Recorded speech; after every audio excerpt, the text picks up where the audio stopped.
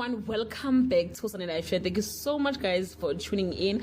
Guys, we're talking about Makhumalo from Uthando, nesthembu. She was a speaker in Nwabisa's Talk event, the event that talks a lot about healing and empowerment. You can follow their page, Nwabisa's Talk, on Facebook for more information. Makhumalo, guys, ukhulume ngezinto eziningi kule event, including the importance of independence and ukubaluleka of having a voice kuma relationship abo.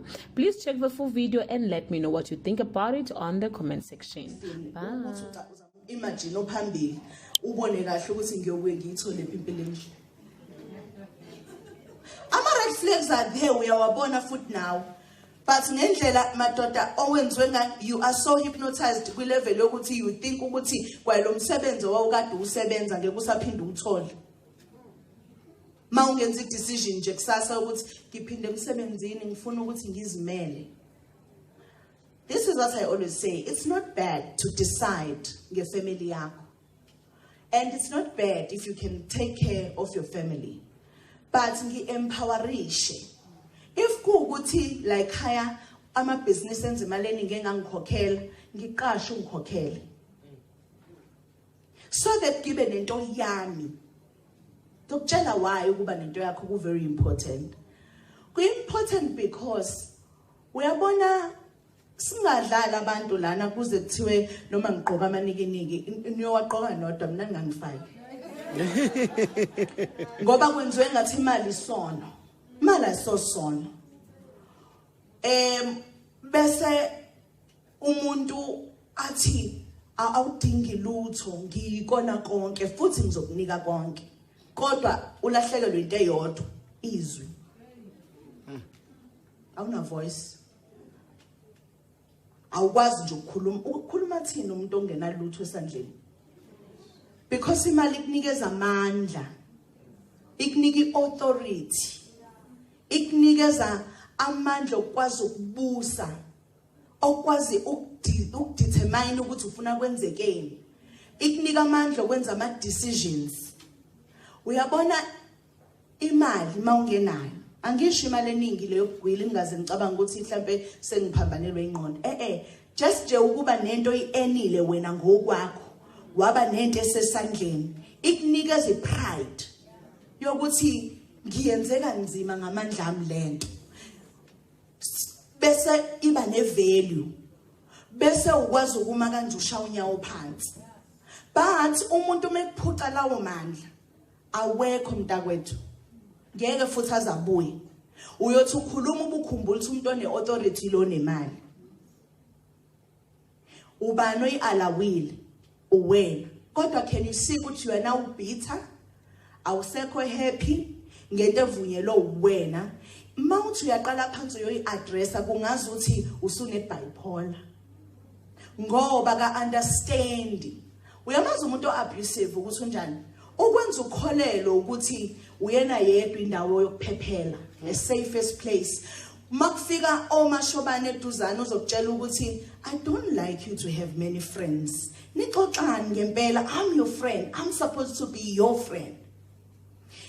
Uqala uyikholwe lento, uyiphile lento, iphile ekhanda lakho, uqala ube umngani wakhe. Ubone ukuthi ungakwazi uku-offload ama-hetho yena. Angithi uyena ngoba uthi usisinwabisa into ephilisa umuntu is to talk. Uzokhuluma kanjani nomuntu okulimazayo? Kodwa manje usubavalele bonke abanye. Indlela yokubavalela ukuze bangaphinde babuye iba ukuthi uwenziwa ukholwe ukuthi ababona abantu aba right for you. Ave kuthiwa phuma nje. Kune system esetshenziswayo yokubakhipha kancane kancane baze baphume gelekeqe bazama ukubuya bekubonisa ukuthi hayibo uyehlathini uhambe uyotshela yena ukuthi naba phela sebethi ngawe usu hypnotized ayisekho into izwayo. So uzwe omunye aze abe nayisuku lakhipha amazwi athi kombe ngidingani kubona. And you are made to believe ukuthi bona ba wrong and you are right wena baby. bese once wakholwa ukuthi I'm right and they are wrong, uzobe sekufika lento yokuthi kombe bayangiphakela yini. Once wakhipha lawo mazwi ngeke baphinde babuye noma usubafuna. Ngoba akekho umuntu ongakwazi ukuphila nomuntu owamtshela ukuthi kombe ngincengeni ngoba kuyichoice ukuthi sabangani angiphoqelekanga. Now ususele lana ke nobabili ke pretending to be a good husband for the sake of ukuthi akukhulume kahle asho izinto ezinhle ngawe, but you just know ukuthi you are not happy. I know ngezinye izikhathi khona izinto ezisound like abuse umuntu express ukuthi this is what I like, mina ngithanda ukuthi abantu bathi no uyacontrolana uyachaza nje ukuthi uthandani so that umazi ukuthi uthandani ukuze ningathi kusasa uma sewenza into angayithandi nale uqala uthi you are being abusive. No, he's not being abusive. Ushilo ukuthi angiyithande ukuthi kwase kusale emandleni akho ukuthi uthi oh wena uyithandi mina ngiyayithanda. You want to be a good person? It's okay, ngizoyeka, knowing very well ukuthi uyayithanda. Now you're going to blame that person. You want to be a superwoman, a superman. When akuhlali lutho ayikho into ekusindayo, you making sure ukuthi usumbonile ukuthi utoxic nyana, but you are making sure ukuthi yonke into ayihlezi ihlelekile ukuze ubutoxic bakhe buhlale la buhleli khona bunga addresseki. Ngoba phela into egcina sewuyenza wenza sure ukuthi uma kuzomhlanyisa ukufika ngingashanelwanga ngishanele, if kuzomhlanyisa ukuthi ingane ayiyanga after care angise ingane after care, uyaba ukuthi uhleli la making sure ukuthi yonke into i-right so that usizwe ngekalithola. Because njengoba wenza sure ukuthi yonke into i-right uzolithola kanjani usizo ngoba ngesibe khona isidingo sosizo ngoba kabothi uyalidinga usizo.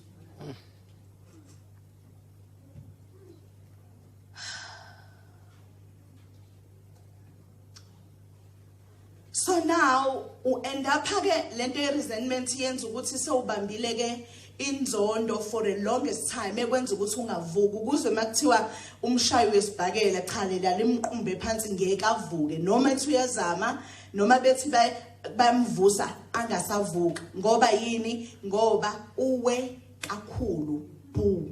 Ngoba mhla kwabuya lento le eku subconscious mind yathi gqinga phambi kwakho ngeke ukwazi ukudila nayo. Ngeke ukwazi ukudila nayo. Now you are angry, you are bitter. Umuntu noma ngakuthinta ngomunwe uthi ukugwazile.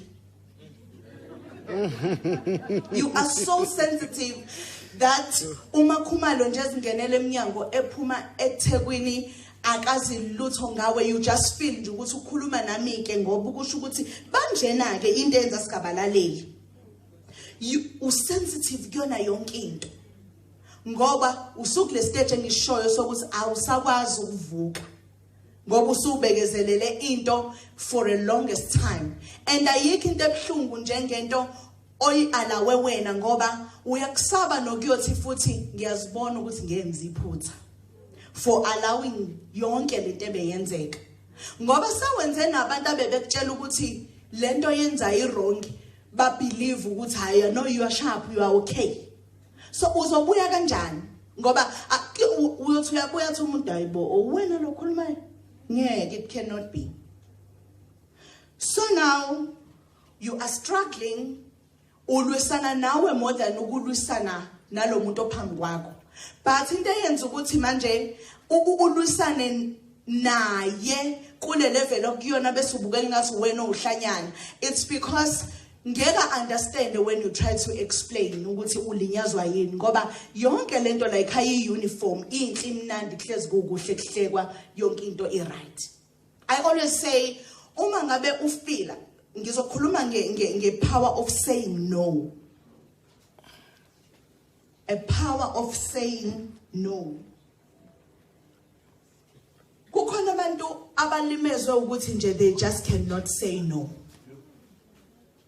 Ingxabano lengaka lokuxokozela okungaka le pain engaka le abuse engaka yenze ukuthi wena nje awukwazi ukuthi no.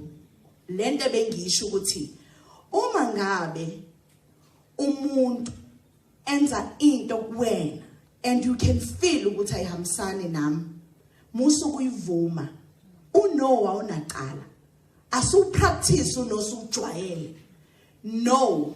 Uyazi nganesikhathi uthi no, ukhombisa amandla nawo over your life. Because abantu, they believe, like I said, ba entitled endabeni zethu, ba entitled gisho kumzimba wakho, ba entitled ekutheni uzolala udleni uvuka udleni, uthi uyalithatha iqatha lakho lenyama athi umuntu ekusani kanje. Bongeke nje udla ama fruits njengabanye abantu. Abantu, they believe ukuthi banjani bane right yokwenza nokusho noma yini ezimpilweni zethu ngoba we allowed it. Asikwazi ukuthi no. Sicabanga ukuthi no kuzokwenza ubonekala engathi weak. Yes. Uyakwazi ubantu abahlezi bekuthwalisa imithwalo yabo every day ngenxa yokuthi une pride. You just cannot say no ngoba kuzokwehlisa ukuthi no. Uyithwale usuyafa uyasindwa ushona phansi. Ngizokwenzela iexample yama finances. There are people in your life abak-exhaustayo nje ngendaba yemali. Uzwe nje ukuthi every day or every week uboleka imali. Ngifuna ukunqaba kodwa yayibona lento ine pride. Ngifuna ukunqaba ngoba sengikhathele ukuhlezi ngikunika imali ngoba futhi awuyicelwe uyiboleka kodwa uyibuyisa. Kodwa ngenxa yokuthi uMakhumalo methe no nemali, yabona ifike yokuba wedwa, kusaba abantu bazophuma kuwena. So fanele wenze izinto nongasathanda ukuzenza, ubanika imali noma ungasafuni, ubanike imali noma ungasenayo, uze uyoyiboleka wena uyibolekela ukuyinika yena so that ahleze sempilweni yakho. Because uyamaza ngithi sewuphile naye, umuke wathi nje no noma anginayo, uzothi ayikho lento ayishoyo uMakhumalo, akafuni, bekufaka ngitshela ukuthi akafuni. Abesabheka le, you know very well ukuthi this is not a good person to be in your life, but ngoba uyakusaba ukuba wedwa, you still saying okay naye yenye futhi, kodwa uyazi ukuthi ukhathele. Kufunda ukuthi kuthiwe ayina ishirt uthi no, angithanda ukayina ishirt. I'm not being disrespectful, but ngiyazizwa ukuthi kade ngisebenza the whole day. I am tired. Ngeke ngikwazi ukuthi ngithi kuneshirt elihengwe ku-wardrobe eli-ayiniwe uliyeke ngoba uthanda leli, ngibe ngikhathele, ngizwe ngathi nongangicabangeli. Awulwi, manner of approach, choice of words. Wenza umuntu okade angithi ufuna abone umuntu kuwena ngoba useqala ukubona umsebenzi kuwena, useqala ukubona umuntu ekufanele angaphelelwa amandla, uqala ukubona umuntu superwoman and a superman. Therefore we am reminded ukuthi I'm human too. Uzoyithatha kabi inkathi uyisho kodwa i-registered nakuyena. Mase yedwa uzoyibuka ukuthi hey kona nami engathi sengenza kweqa. Kusasa ngeke sasho ukuthi angilifunde shathi ngifuna lelo, uzothi mkami unawo amandla namhlanje ukuthi ungangiayinela lela shirt. Ishintshe indlela yokucela. Once washo kahle ngathi namandla bengenawo ngikhathela yabuya. Ngoba ngizizwa ngathi ngiyisiqila, ngizizwe ngathi ngumlekeleli nomsizi wakho.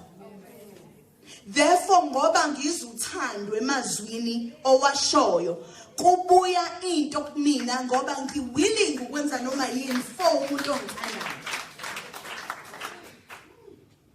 Now awukwazi ukuthi no, you know what you do. Uayina shirt, uchiphiza unyembezi, uyokhuluma wedwa. Why lo muntu ethi uyangithanda kodwa engangicabangeli? guess what? Awukazi uvoice out ukuthi ukuzwe ngathi form of abuse. Ukuayiniswa ishirt so ayinile linye. Ukade uwashela ingane wenza ukudla. Why yonke lento yenzeke ngesikhathi esisodwa. Kodwa nawe usafuna ukungale kwaloko. Akakaza kuzwe, you gonna blame him. Akazi. Wena who portrayed a picture like haya yokuthi you are a superwoman. Yina yenza in one day. Wenze washing ekseni uyineke. Uclean. Ayine le washing mase yomile. Upheka amapho in one day. Uyenzelani le nto in one day?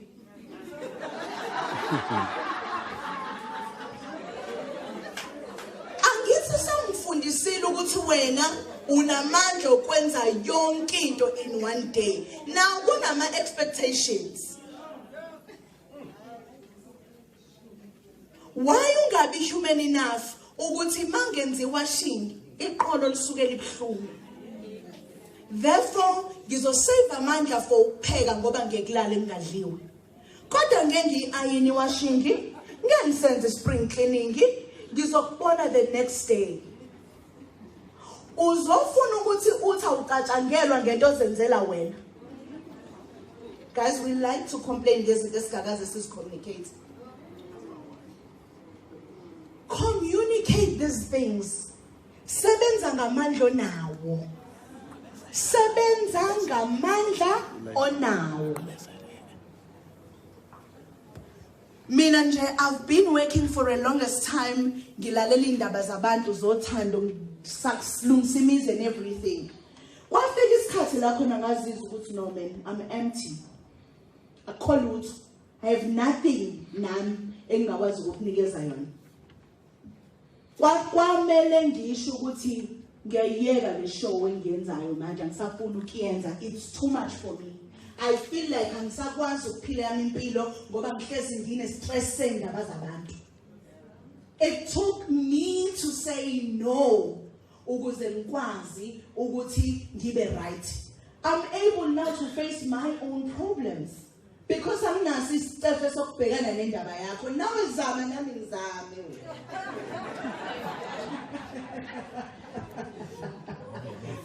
Sure. So out of everything, program director bengizamile ukuncenga kodwa ke akunalutho ngicela nje ukuvala ngamagama nje amafishane. You are a product of your own thoughts. Hlezi leyo nto sizwe ikhulunywa bonke abantu. It is then your responsibility ukunesa nokunakekela imicabango yakho.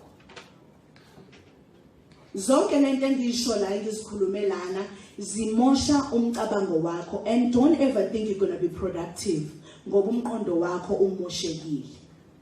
So yazi ukuthi ngeke lezi zinto ngizi-allow into my space anymore. Ngizothatha amandla ami ngime ngisho ukuthi lokhu ngizokwenza, lokhu ngeke ngize ngikwenze. Ingxabano uyobona ukuthi iyoqhubeka ibe khona yini. Lezi zinto engizikhuluma lapho ngazi ukuthi ziyijoke manje. Go home, try and apply them.